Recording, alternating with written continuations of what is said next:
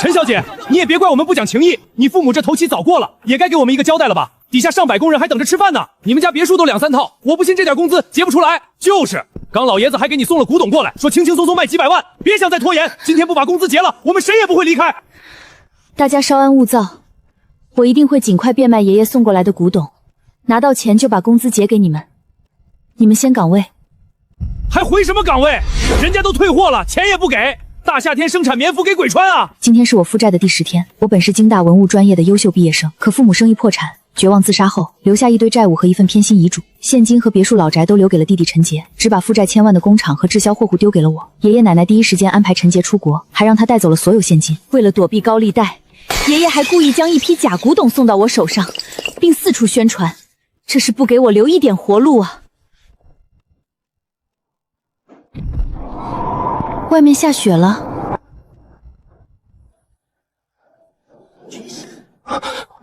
抱歉，姑娘，我看你这铺子还开着，就贸然进来，不知你尚未梳洗更衣。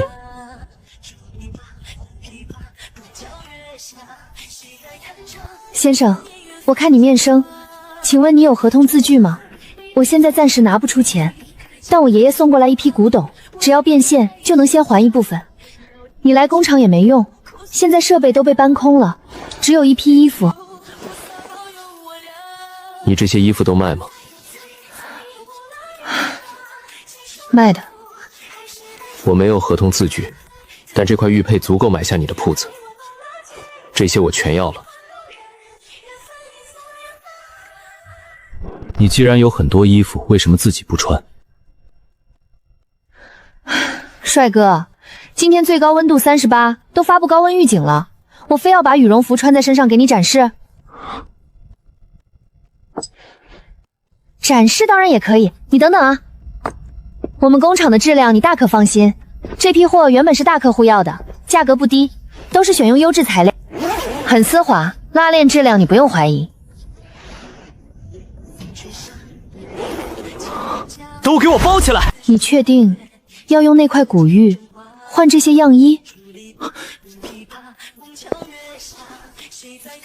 那块布匹可以一起给我吗？可以，你看中了什么随便拿，但一经交易概不退货。好。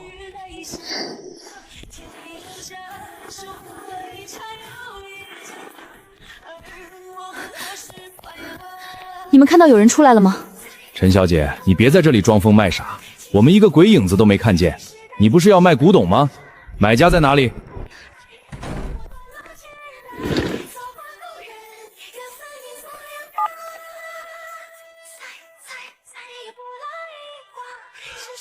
你这个是哪里来的？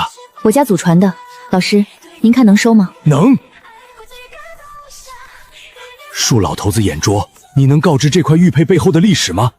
我爸是生意人，您应该听严教授提过，他收藏这些都是装大款、充面子，真假他都分不清，更别说历史意义了。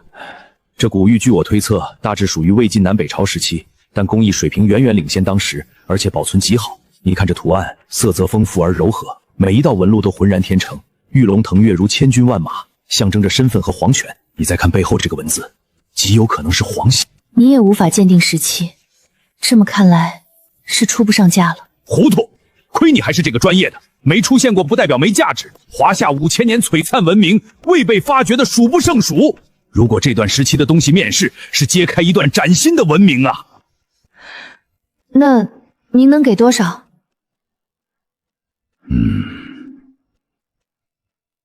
？280吧。元？哎，你280元能卖给我？280万！难怪严老怕你上当受骗，真是个虎妞啊！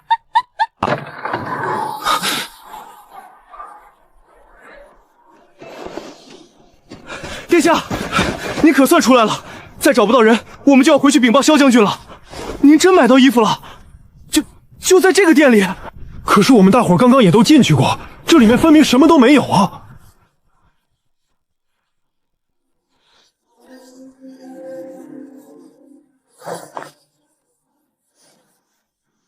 先回去再说。殿下，你没事吧？无碍，连年的战争已经让百姓苦不堪言，这饥寒以来，物资短缺，这样的尸体在来的路上已经见过很多了。我看你是愈发不知道轻重了，安排他去找物资。我又没让他去，他自己去的。他要是在这里出什么事，我们全家都得给他陪葬。大雪封路，物资在城外进不来，不用等到掉脑袋，活到哪天还说不准呢。萧将军，殿下，你上哪儿找的这些？程昱带了3万人马出去全城搜寻物资，一无所获，甚至还倒贴了一些给城中的孤儿寡娘。怎么也没想到，他这个添乱的，竟带回了这一批罕见的成衣。城东那条街上有家铺子，我在里面买的。城东？城东本就贫富，现在一个活人都没了，还有商铺？行了，程昱，你带上1队人马，迅速前往殿下所说的店铺查探。如果店家还有存货，有多少采购多少。是。且慢，那间铺子有些古怪，一行人中只有我一人进去了，其他人都没能进去。没错，只有殿下进去才能找到店家。行了，知道这是你家殿下的功劳，到时候我会跟将士们说清楚，你家殿下是我们边关的救命恩人，行了吧？当下的局势我们没有选择了，即便有古怪，也要再去试一试。当然，还烦请殿下带领人马前去。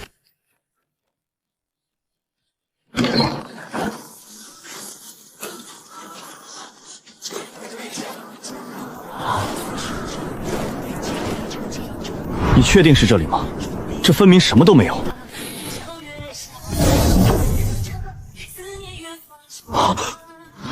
小心！全体戒备，把商铺给我围起来。程峰，马上回去禀报副帅。这个京城来的废物皇子，肩不能提，手不能扛，与其说是来同甘共苦，不如说是来监视我们的。老皇帝对我萧家不满，觉得战事失利另有蹊跷。可眼下这种情况，就是再讨厌他，也不敢真让他出事啊！现在手里有280万，但工厂拖欠工资360万，这点也不够啊！而且一旦把工资发下去，其他债主闻着味儿就来了，到时候局面只会比现在更难。这笔钱还得好好规划一下，先下发一部分给工人，再出一部分跟银行协商，扛到入冬，厂里这批棉服就能变现。张经理，我不会跑，你也看到。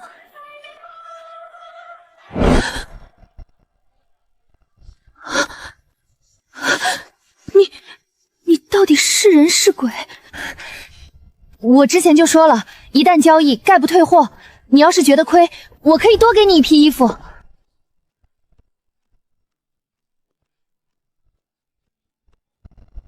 你还有成衣？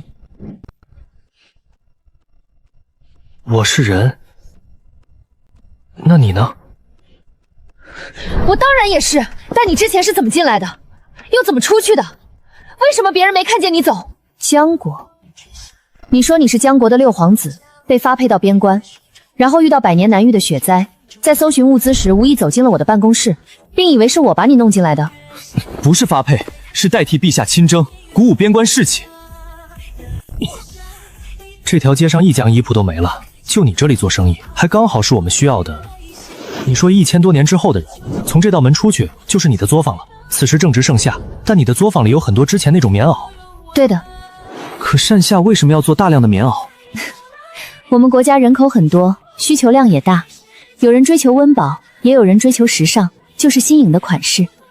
那么在入冬之前，就有商人提前定制大批新款做准备了。你这批货也是别人订好的？原本是的。但衣物本身的用途就是保暖，你想要的话，我先卖给你。此话当真？离入冬还有几个月，别人的我再做就行。那价格？我这里的货币跟你们国家不相通，不好定价，你看着给吧。在下替边关数十万将士和百姓，多谢姑娘仗义。之前给你展示过样衣，你看你最需要哪些？都要。姑娘看这些能买到多少保暖衣物？你稍等啊，钱已经到财务了，很快能下发了一部分。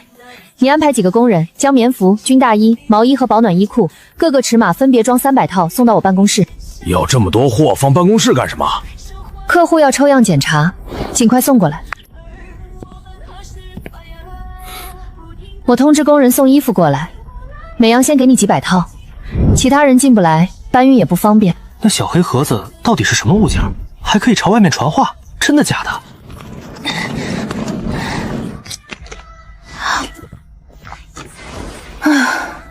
都在这儿了，你搬走吧。你那批成衣还有多少？我明天多带些银钱，可否全给我？我可以付你30%的搬运费用。无论款式大小，总计还有14万多件，你全要？全要。你是说，他在你眼前消失，走进屋就不见了？是。放你娘的狗屁！来，你自己来看看，这里四面透风，哪能藏得住人？平时你以下犯上，小打小闹就算了，现在死性不改，屡次置殿下于危险，还捏造这么荒唐的谎言。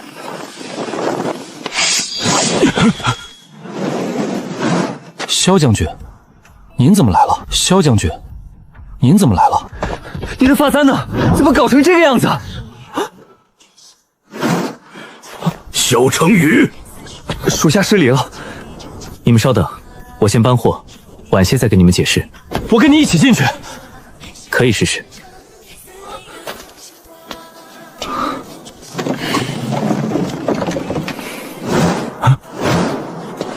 要不再试试？萧小将军来时可带有银两。我就带了这么多，要是不够，我再吩咐人回去拿。我这些一起。殿下，我这里也有一些，我也有，我的。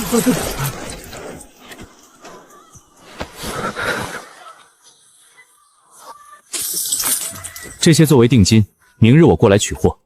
明天结尾款尽量别给金银了，给我一些精美稀罕物件吧，比如器皿、餐具、配饰、珠宝首饰之类的。好。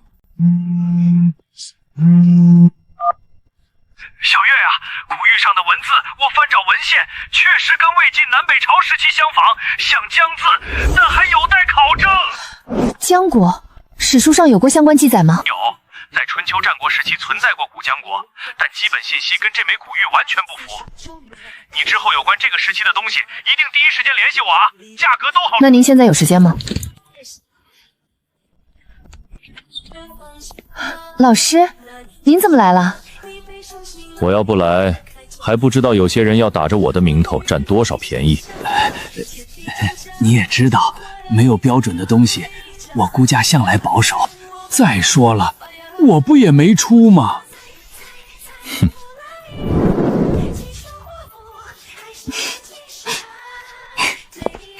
有老师帮我长眼，上不了当。就是，还是小月懂事。快让我看看还有什么好东西。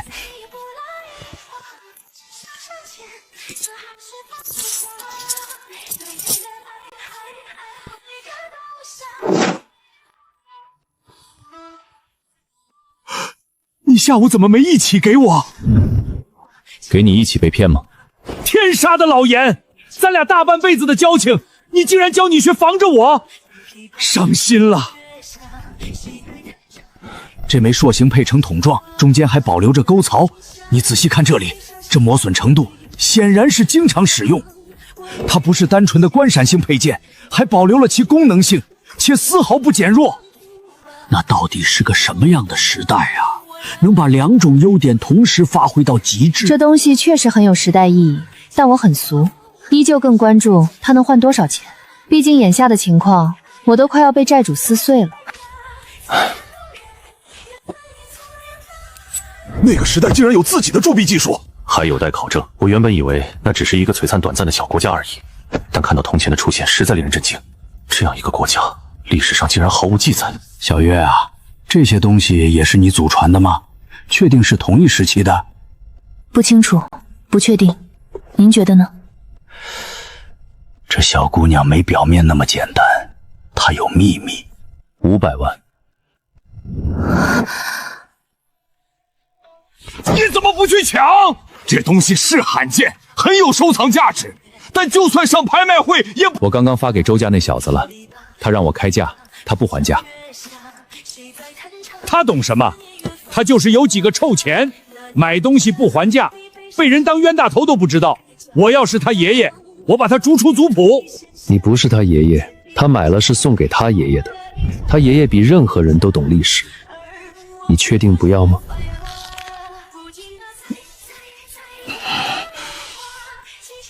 ？500就500。等等，等什么？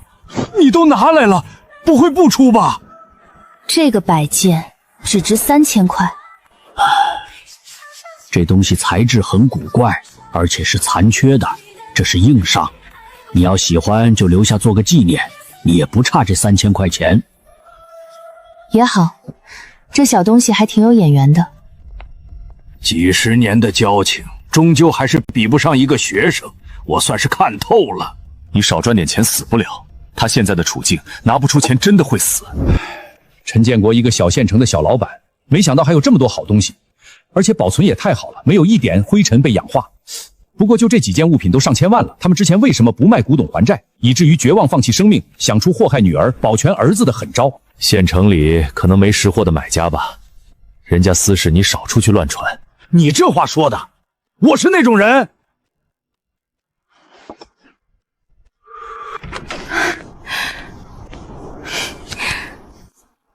这辈子没见过这么多钱，明天得尽快去交税，到时候把工资都发了，把银行的贷款先还上，再把渠道款结了。这样一算，好像也没什么剩余了，还根本不够，还有些私人借贷，以及一笔高利贷，从100万已经快滚到300万的高利贷。但这笔钱我不会还，因为那是我的好父亲陈建国死前专门套现给陈杰留的老婆。特么的，那死老太婆不是说她孙女就住这里吗？卖了那么多古董，就是不还我们钱，死丫头片子有种啊！别他妈撞在老子手上！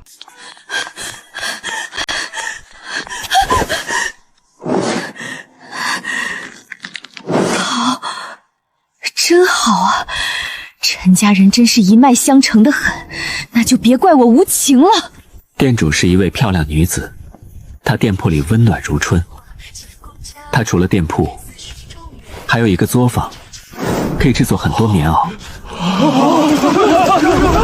那是什么神仙住的地方啊？苍天有眼啊！来拯救我萧家军了！我们明天还可以去采买吗？可以。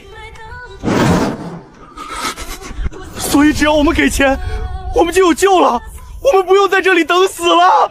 殿下，我愿把我的钱财都拿出来，求您明天多帮我们采买一些。殿下，我也愿意。麻烦您多买一些。程峰，吩咐下去，这几日加强训练，夜晚风值守，从今天开始都别睡觉了。我们会尽快采买物资，熬过这几日，他们就有保暖衣物了。是。殿下，末将代表边关的百姓和将士，多谢殿下救命之恩。二位将军快请起。我跟店铺老板还预定了一批成衣，不出意外，应该有14万件。多少？14万。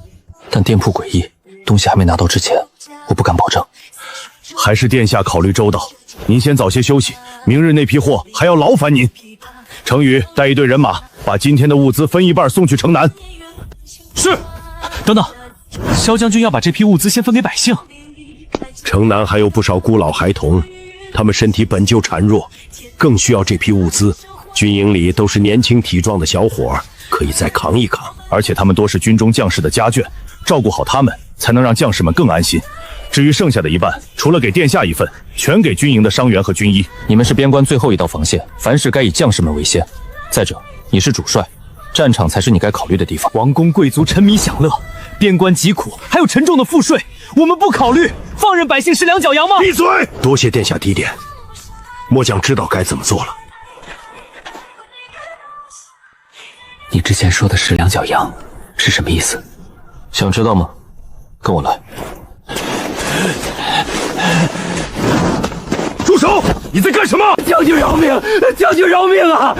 我们也不想再吃两脚羊，但庄稼都被冻死了，今年颗粒无收，家里囤的那点粮都见底了。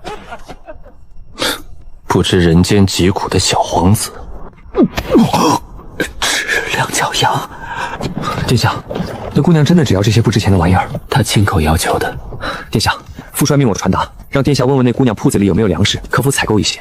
大雪不停，城外那批物本就迟到了1个多月，现在因为大雪又进不来，昨晚阻止那吃两脚羊的百姓，也为了保护那脆弱的道德和人性，回军营又调了些粮食送到城北，现在军营里也撑不了几天了。我会的。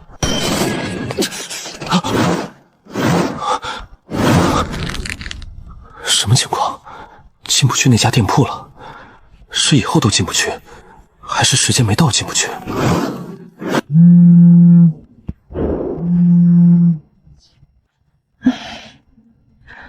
喂，招娣啊，听说你昨天没回家，工人的工资都发下去了。爷爷老糊涂了吗？我改名了。你怎么在这儿？你怎么进到这里来的？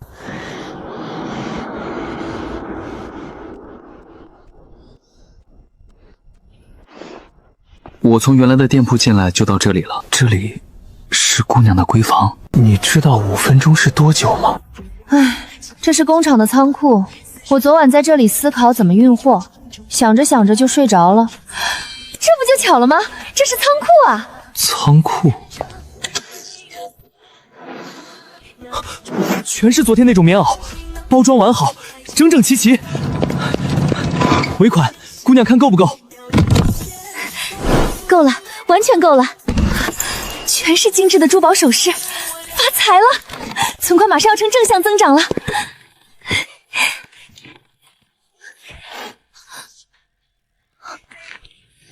边疆的将士和百姓有救了！这是将士们在我走进的那家店铺找到的，他们说材质很特殊，烧不燃，砍不烂。听闻姑娘喜欢西汉物件，特意一起送来。我确实很喜欢，替我谢谢你的手下。那我可以开始搬东西了吗？你不热吗？啊，之前只顾着激动，没注意这间屋子的奇怪，比昨天那里更热。推车在那边，你先搬着，我忙完就来帮你。这怪东西摇头晃脑的，里面竟然有风吹出来，十分的清凉。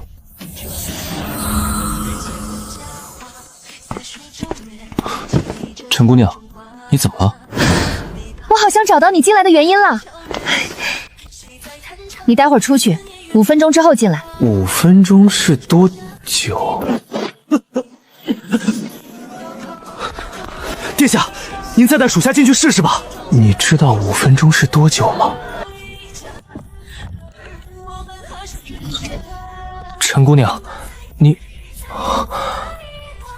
这是……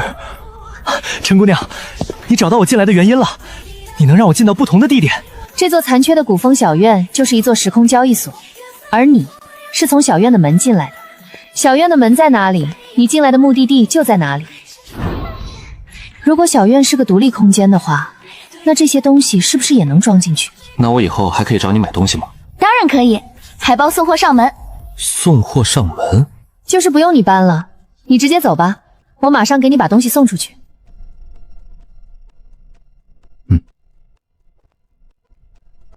陈姑娘，你的作坊除了做衣服，还做其他东西吗？你需要的话可以做，开玩笑，这可是最大的金主爸爸。这暴躁的送货方式我很喜欢。我还需要燃食和粮食，按多少人的量？9万吧，银钱我到时候给你送过来行吗？没问题，明天天黑你来取。再像今早上这样突然袭击，我心脏可遭不住。好。天啊，全是棉袄，棉袄从门里飞出来了，幻觉，这一定是幻觉，这是什么仙术吧？陈姑娘说这叫送货上门，这暴躁的送货方式我很喜欢。李叔，我跟你实话说吧，我手上暂时拿不出来钱，但我在想办法了，这个月之内一定还上。你爷爷不是说给了你一批家里的古董？对，给了，但我变现还需要时间。那这个月确定能还上？能。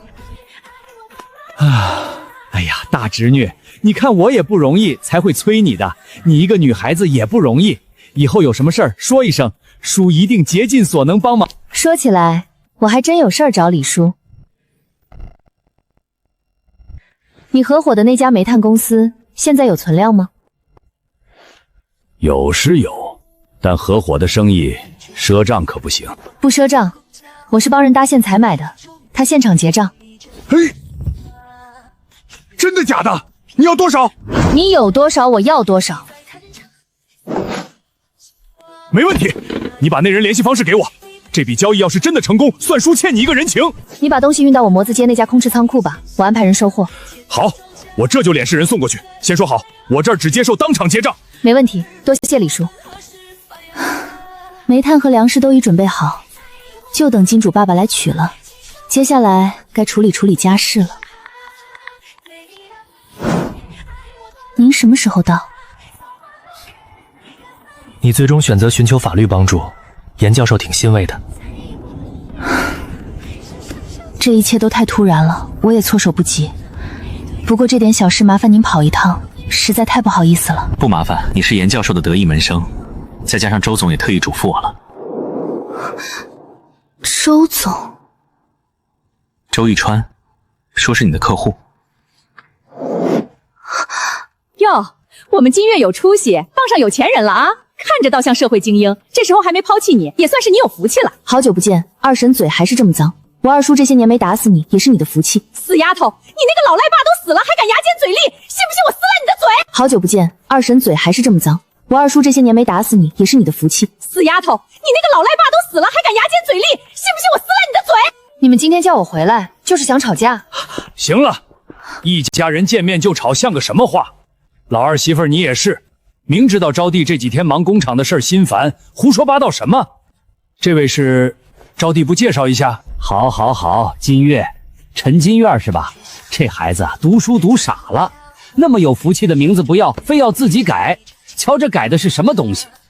要不是有人帮衬，这丫头就凭那堆假古董能发出来工资。雄关漫道真如铁，而今迈步从头越。金月二字应该是出自此处。陈老先生还是要活在，大清早就灭亡了。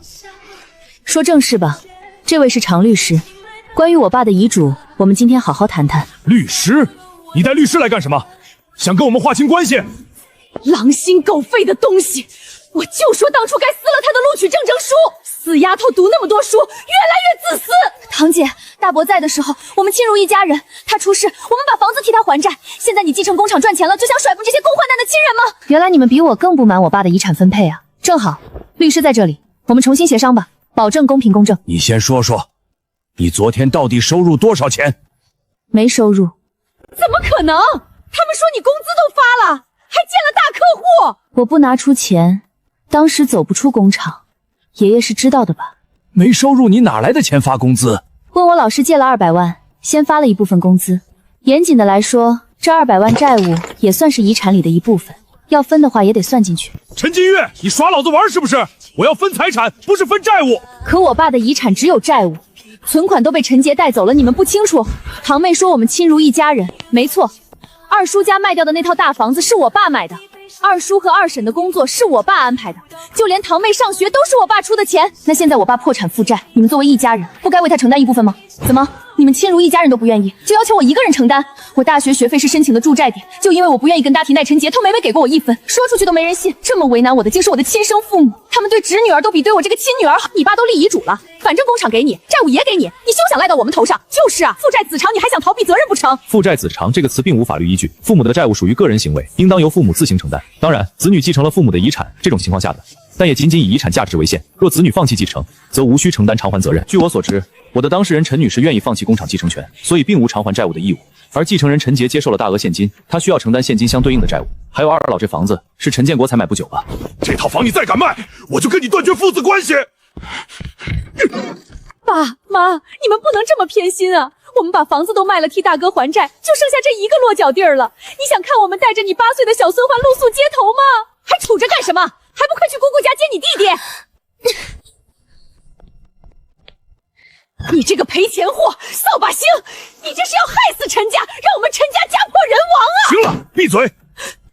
你也是不懂事，借了钱都不跟我们商量就擅自发了工资，那笔高利贷才是最要紧的。高利贷借出来的钱不是在陈杰手上吗？你让他拿出来还啊！高利贷借出来的钱不是在陈杰手上吗？你让他拿出来还啊！赵金月啊，我们都是一家人，何必闹到对簿公堂的地步？你也不怕人家看我们笑话？早年你爸妈在你上大学一事上是冲动了些，让你受苦了，但他们也是为你们好啊。再说了，他们现在都走了，你还要记仇，让他们死不瞑目？现在这个难关，我们都在努力。你看家里值钱的古董，我不是全给你了？你确定都给我？当然，你爸做的有欠考虑，我作为一家之长，肯定会纠正。古董全是你的，工厂也是你的。口说无凭，签协议。你估计那些古董值多少钱？这死丫头不是学个专业的吗？真假能看不出来？还是说那批东西是真的很值钱？我学艺不精，对未知时期的东西估不准，等过2天见了老师才知道。未知时代，你估不准？你们签了协议，我会通过我的人脉去处理那些东西。如果不签，我把东西还给你们。我也不是非要这继承权，你们坑骗我也不是1、2次了。要是还不满意，我们就公堂上见。你想一个人独大工厂，东山再起也不管我们？先不说这工厂以后能不能赚钱，这不是爷爷奶奶常说的吗？赔钱货指望不上。造孽啊！家是倒了8辈子霉，除了你这么讨债鬼，辛苦苦把你培养成大学生，你以后不管我们。那批古董要是能还清债务，我爸妈就不会自杀了。我接受工厂本就冒很大风险，难不成我还不清债，你们还会拿出这套房子和手上的棺材本来帮我？你想得美！这不就是了？你们不付出又想收获，哪有这种道理？这死丫头心比天高，想翻身，绝对不可能。就算古董是真的，卖完也还不上债。要是他反悔又上诉，那这房子和存款全都保不住。放弃这没有未来的工厂，明明是有利于我们的呀。行，我们放弃继承权。协议就放在这儿，因为陈杰也是继承人之一，还需要让他也签字。你从一开始就没想放弃继承权？小县城人间计复杂，我放弃也没用，大家被逼无奈，只会认我这个被推出来的靶子。既然如此，不如主动迎上去，还能趁机斩断以后会产生的麻烦。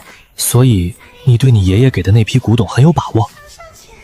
他们不懂古董市场，可能问过几个人，没达到预期价格，就当垃圾一样施舍给我了。你们古董圈确实也讲究缘分一说。周总拜托我转交给你的，他对你手上的古董很感兴趣，你以后还出的话也可以考虑他。没问题，今天麻烦常律师了，我请你吃晚饭。下次吧，我还有点事。接下来半个月左右我都在这边，你有问题随时联系我。多谢。手上这笔钱，本计划是先发工资还银行贷款的，但陈家那群人横插一脚，我得改变主意了。刚发点工资就被盯上，这贷款还完还不知道他们怎么眼红呢。没签协议之前，我1分都不会还了，绝不让他们占一丁点便宜。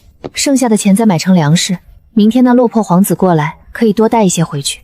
面粉20斤装的200袋，面条200箱，粉丝200箱，泡面200箱，干蘑菇、干木耳各200箱，食用油5升的500桶，60包1箱的盐500箱。那边大雪极寒，再下单一些新鲜肉类，反正放在外面冻一夜就等同于冷冻了吧。老吃冻肉也不行，再来点腊肉、腊肠，还有土豆、萝卜、白菜，这些方便存放的蔬菜能买多少买多少。卡里还剩50多万，再买一些成品速食，比如包子、馒头、饺子、汤圆，还有手抓饼、肉夹馍等等。先买这些吧，卡里留10万备用。你明天去那边仓库收货，我把清单发你了，你明天一定要核对正确。陈小姐，明天又收什么货？你都有钱倒卖这些了，什么时候把我们工资发起？我不倒卖点东西，哪来的钱发工资？指望陈家吗？那你还是要尽快啊，别这点工资拖到明年。放心，我保证一有钱就先发你们工资，但你也尽量保密，别把我现场结账的事传出去啊。我爸还借了一笔高利贷，你应该知道吧？放心，我会跟其他人打好招呼。真的全都烧了吗？我们家的粮已经见底了。唉，谁说不是呢？这天寒地冻的，衣服虽然有了，但没粮食，迟早也会饿死啊。大家不相信萧将军，还能不信殿下吗？有他在这里，朝廷不会不管我们边关的。可听说六殿下在宫里根本不受宠啊！在讨论什么？这点事还没处理完吗？蛮军一直按兵不动，应该也是粮草短缺，他们没有战斗能力了，想拖死我们。边关本就贫瘠，两军 A 其实没有谁比谁过得更好，区别就在军不光要提防蛮军进攻，还要应对朝廷的猜忌和打压。明日程宇带一队人马从北边突围，去接应城外物资，等物资一到，我们即刻反攻。这座城是底线，城内数万百姓，我们不能再退了。而且只要粮草充足，这场大雪说不定会成为我们翻盘的契机。是。等等，我在那铺子里采购的粮食也是明日到，突围必定有风险，不如先等这批粮食足够的话，可以直接攻城。你也说了，那姑娘的作坊主要做成衣。对啊，我们近10万将士和百姓，买粮应急几天还行，真要大批买不现实。要养活边关百姓和将士，还得靠朝廷。只要朝廷这批粮草到，我们必将那群狗崽子打得屁滚尿流。我们萧家军还从来没这么狼狈过呢。先等等，他询问了我们人数，我相信他能提供，就多等一天，还可以避免无谓的牺牲。就按照殿下的指示，明日先等采购的粮食。这殿下懂什么？突围肯定会有牺牲，但只要能带回粮草，一切都值得。他刚解决了边关一大难题，就再等等吧，反正等一天也耽误不了什么。毕竟是陛下派来的皇子，让他看清楚军中粮草的重要性，也不是一件坏事吧。殿下，我萧家世代忠良，对陛下从未有过二心。我当然知道。萧将军，会有粮草的，我向您保证。你们生活的国家真好啊，替我谢谢那位爷爷。你是站在雪地里等我开门呢？闲来无事，就过来等着了。姑娘看这些东西，够换多少粮食？此番远赴异乡求购粮草，特意带上父皇御赐的珍宝，只为稳妥换到边关将士急需的救命物资，不敢有半分怠慢。算肯定是算的，在你们国家，这个东西能花吗？不能。那不就是了？你父皇让你带着这一箱出发边疆，当精神粮食啊？这东西当然也确实是身份和富贵的象征，你父皇很信任你。这个够精致吗？你喜欢吗？很精致，很喜欢，但就是可能会吃国家饭。国家饭？就是去一个地方包吃包住。那还挺不错。算了，你之前给的已经够多了。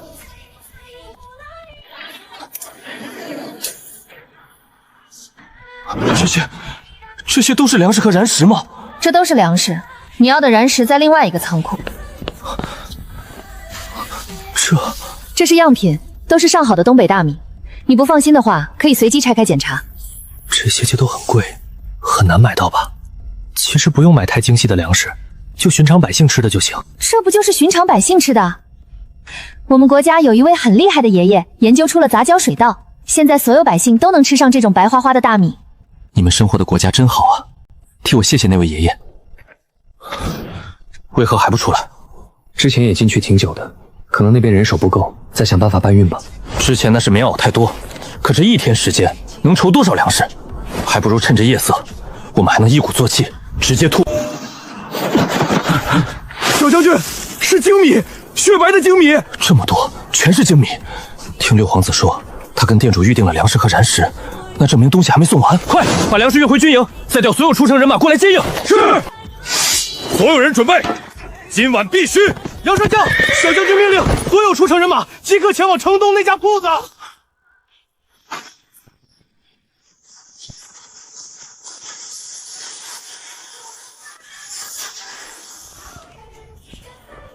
你先回去吧，10分钟后进来，我带你收燃石。10分钟是多久？1刻钟吧。好。不好意思，我顺路买了点吃的，耽误了一会儿，要一起吃吗？那恭敬不如从命。这个在我们这儿叫烧烤，顾名思义，就是放在炭火上烤熟的。这是什么水？这叫可乐，在我们这儿很受欢迎。还有我今天给你的馒头和包子，都是工厂做出来的。我手上有2家食品加工厂，虽然是以前的，且停工了，但不妨碍我重新把它们盘活啊。包子和馒头可以在作坊里做？当然，速度快，效率高，你之后要多少有多少。现在边关能吃饱饭已经很奢侈了，这种简单劳作可以交给百姓来做。不过你说速度快，有多快？2天时间能做几万人的量吗？要打仗，要打仗。萧将军说这一仗有优势，我很期待。只要胜了，父皇应该会对萧家军改观吧？我也正好趁此机会向父皇禀报边关的真实情况。2天的话有难度，毕竟场子还没运转起来呢。不过要行军打仗，我更推荐你另一种干粮，管饱又方便携带。哪种？你等下，我出去给你买个样品。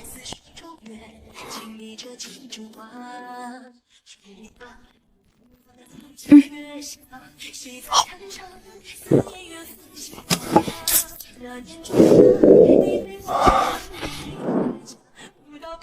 就要这个5万人的量，姑娘能准备吗？没问题。下次还是只要精致物件，不要金银吗？除了那些，你再帮我找找，有没有你们上次从灰烬里扒出来的那种木头？我很好奇，小院全部拼起会有什么功能？煤炭燃烧会产生一氧化碳，要开窗通风，不然会中毒，你们知道的吧？烧燃时的时候要开窗通风，切记不能紧闭门窗。好，殿下，您可算出来了，刚刚怎么回事？之后还能在那姑娘那儿买东西吗？能。殿下说的对，出城就是无谓的牺牲，有这个移动粮仓在，价格还公道便宜，我们又何必非要突围出城啊？等打退了蛮军，粮草照样安安稳稳的送进来。这是尝尝，味道还不错，就是有点干。这是我喝过的，你要是不嫌弃。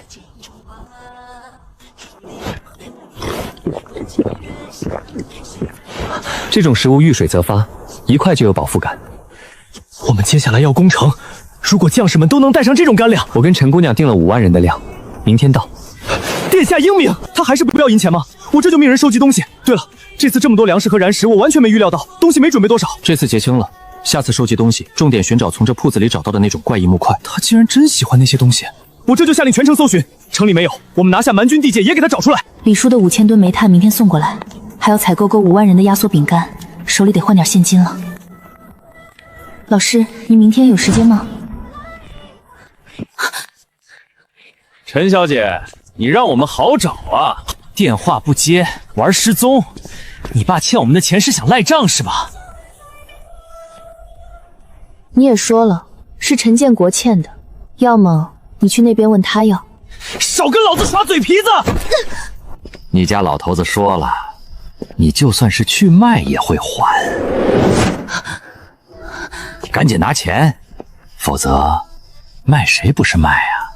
钱都在陈杰手上，有200-300万，我告诉你们他的位置。你们他妈烦不烦？皮球踢来踢去，老子今天必须拿到钱。哼。